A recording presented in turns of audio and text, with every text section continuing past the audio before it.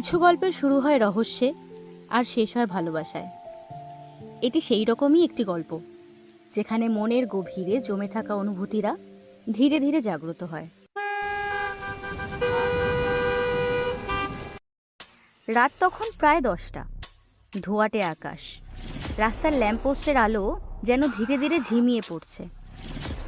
এই ব্যস্ত শহরের মাঝেও কেউ একজন একাকী দাঁড়িয়েছিল, রোদিয়া। তার চোখে এক অদ্ভুত অস্থিরতা, যেন কাউকে খুঁজছে, কিন্তু জানে না ঠিক কাকে। হ্যালো, কে? তুমি কি মনে রেখেছ আমাদের সেই রাতের কথা? তুমি কে? কিভাবে আমার নাম জানো? সেই রহস্যটা একটু ধীরে ধীরে খুলবে রোদিয়া, কিন্তু মনে রেখো, তোমাকে খুঁজে পাওয়াটা ছিল আমার জীবনের সবচেয়ে বড় সিদ্ধান্ত। রোদিয়ার মনে যেন হাজারো প্রশ্ন ভিড় করছে। কে এই অপরিচিত মানুষ? কিভাবে তার নাম জানে? কিছু একটা যেন খুব চেনা মনে হচ্ছে, কিন্তু মনে পড়ছে না। এই অদ্ভুত ফোন কলের পর রোদিয়া অনুভব করলো যে তার জীবনে কিছু একটা বদলাতে চলেছে, কিন্তু কিভাবে? কখনো কি মনে হয় কোনো অপরিচিত মানুষ হয়তো তোমার জীবনের সবথেকে আপন হতে পারে?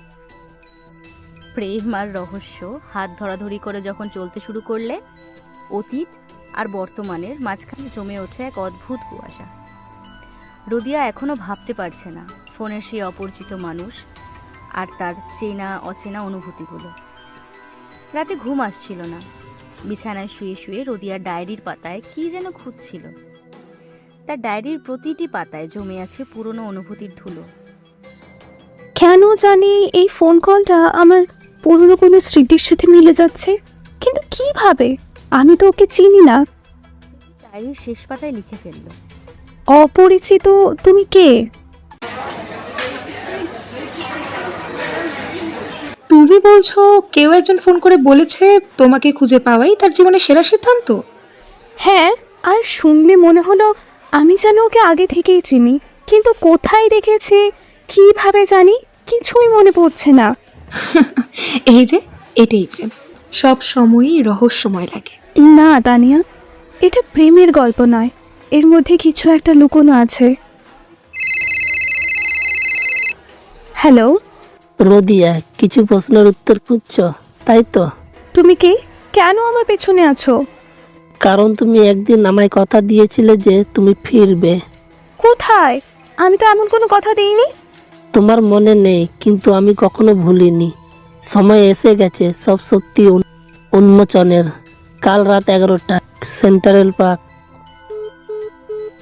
রোদিয়ার মনের ভেতর ঝড় বইছে।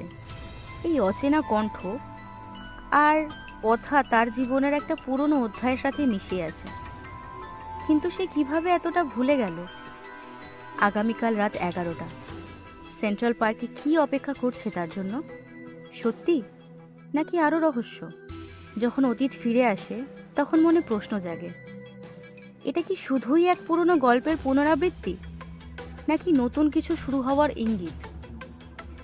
রোদিয়া কাল রাত থেকে এক মুহূর্ত শান্তি পায়নি।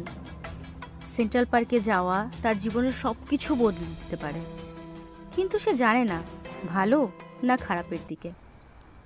রাত 11টা, সেন্ট্রাল পার্কের বাতাসে ভেসে আসছে শীতের আগমনী আভাস। রোদিয়া আস্তে আস্তে হাঁটছিল। প্রতিটি পদক্ষেপ যেন তার হৃদয়ের স্পন্দনের সাথে মিশে যাচ্ছে। কিছুটা দূরে কুয়াশার ভেতর এক পুরুষের ছায়ামূর্তি দাঁড়িয়ে আছে। তুমি আসবে জানতাম। তুমি কে? কেন বারবার মনে করাচ্ছ যে আমি তোমায় চিনি? কারণ তুমি এক সময় আমার সব কিছু ছিলে। কিন্তু আমি কিছু মনে করতে পারছি না। তুমি যদি মনে করতে না পারো, আমি তোমায় মনে করিয়ে দেব। হঠাৎই রোদিয়ার মনে ঝলক দিয়ে ওঠে কিছু অস্পষ্ট দৃশ্য।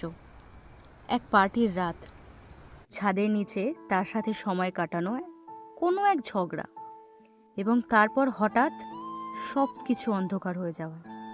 তুমি আরমান?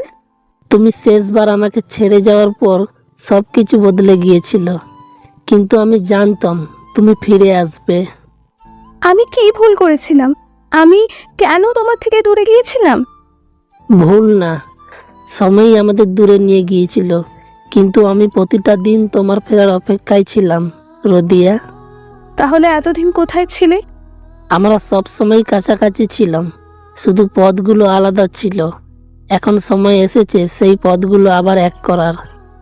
রোদিয়ার মন বলছে সে নতুন করে কিছু শুরু করতে পারে, কিন্তু তার মনের ভিতর আর একটা প্রশ্ন বারবার ঘুরছে। এটা কি সত্যি ভালোবাসা, নাকি সময়ের বিভ্রম?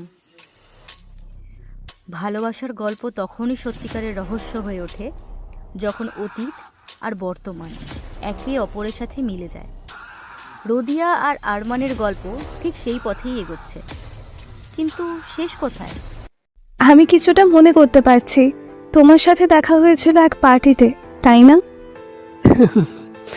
হ্যাঁ, আর সেই রাতেই তুমি আমায় বলেছিলে যদি সব কিছু হারিয়ে যায় তবুও আমরা একে অপরকে পাবো। তবে কেন আমি তোমাকে ছেড়ে চলে গেলাম? তুমি ভেবেছিলে দূরে থাকলে আমাকে রক্ষা করতে পারবে, কিন্তু আসলে তুমি নিজেকেই হারিয়ে ফেলেছিলে। রোদিয়া এবার বুঝতে পারল তার জীবনের এই অধ্যায়ে এমন কিছু ছিল যা সে অনেক দিন ধরে ভুলে থাকতে চেয়েছিল, কিন্তু সত্য ধীরে ধীরে সামনে আসছে। আরমান, সত্যি করে বলো, তোমার জীবনে আর কি লুকিয়ে আছে? আমি কি কিছু জানি না? আমাদের গল্পটা এমনই ছিল রোদিয়া, শুধু তুমি নয়, আমিও তোমার থেকে কিছু লুকিয়েছিলাম। ফোনের রিংটোন হঠাৎ ভেঙে দেয় নীরবতা।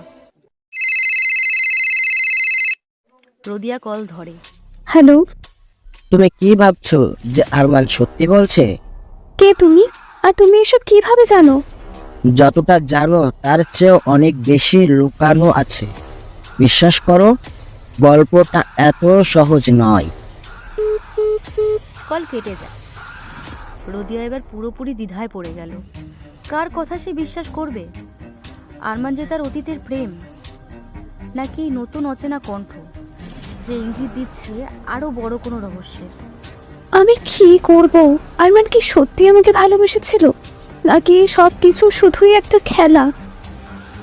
কিছু গল্প এমন হয় যেখানে প্রতিটি পদক্ষেপই হয় নতুন ধাঁধার মতো, আর সেই ধাঁধার সমাধান তখনই হয় যখন মনে সাহস নিয়ে সত্যি আর মিথ্যের মধ্যে পার্থক্য করতে পারা যায়।